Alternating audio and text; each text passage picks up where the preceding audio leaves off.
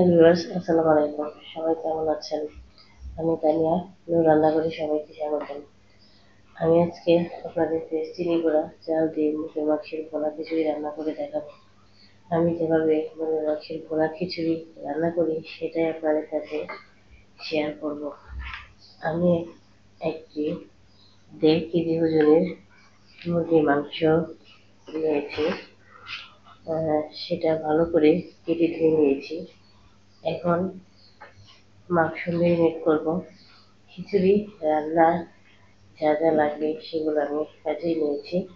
খিচুড়ির জন্য 1 কেজি চিনি গুঁড়া চাল নিয়েছি। মাংস মেরিনেটের জন্য আমি প্রথমে 1.5 টেবিল চামচ আদা বাটা ও 1.5 টেবিল চামচ রসুন বাটা দেব।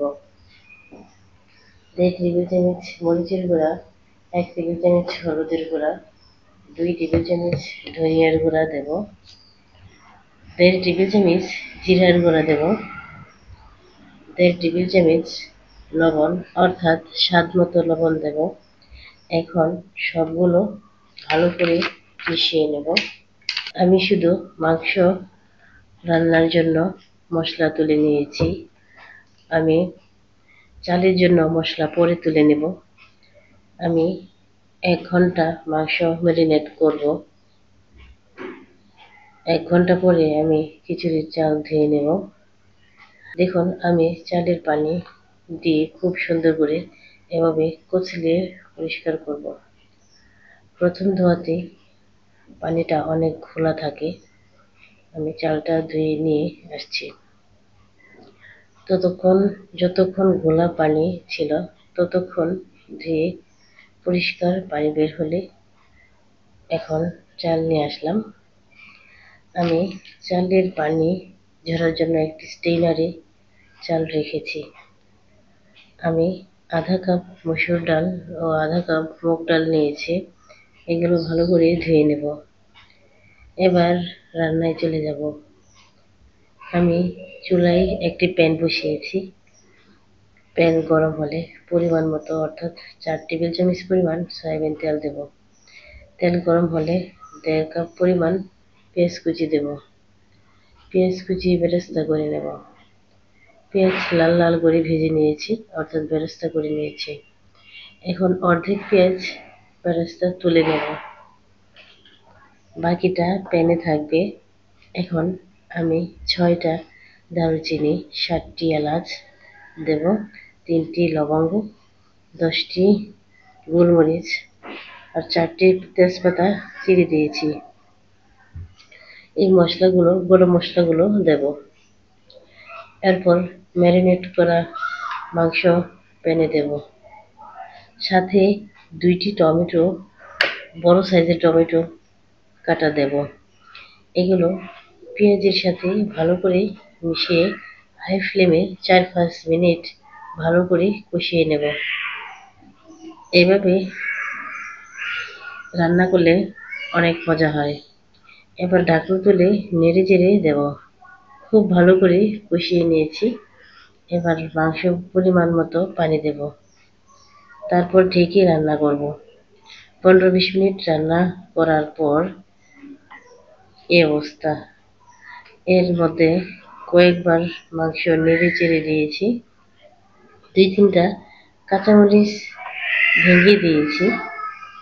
মাংস ভুনা হয়ে গেছে। এবার নামিয়ে নেব। এখন আমি চুলায় কড়াই বসিয়েছি। তাতে আধা কাপ পরিমাণ পেঁয়াজ কুচি দেব। পেঁয়াজটা হালকা ভেজে নেব। তারপর 4টি দারুচিনি, 10টি এলাচ দেব, 2টি লবঙ্গ, 10-12টি গোলমরিচ ও 4টি তেজপাতা টুকরো করে দেব। এগুলো হালকা ভাজবো। তারপর 1টি টমেটো কাটা দেব, 1 টেবিল চামচ রসুন বাটা, 1 টেবিল চামচ আদা বাটা দেব। পরিমাণ মতো লবণ অর্থাৎ স্বাদ মতো লবণ দেব। এগুলো একটু মিশিয়ে নেব।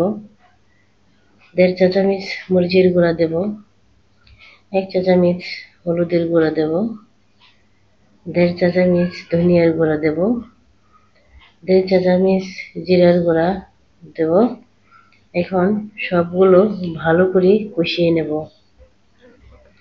কষানো হয়ে গেছে, এবার চাল দেব। এখন চাল ডাল ভালো করে ৩-৪ মিনিট ভেজে নেব। চাল ভালো করে ভাজা হলে খিচুড়িটা খুব সুন্দর ঝরঝরে হবে। ভাজা হয়ে গেছে, এবার পরিমাণ মতো পানি দেব। অর্থাৎ ৪ কাপ চালের জন্য ৮ কাপ পানি, আর ১ কাপ ডালের জন্য ১ কাপ পানি দিয়েছি। ৫টি আস্ত কাঁচামরিচ দেব। তারপর ঢেকে দেব।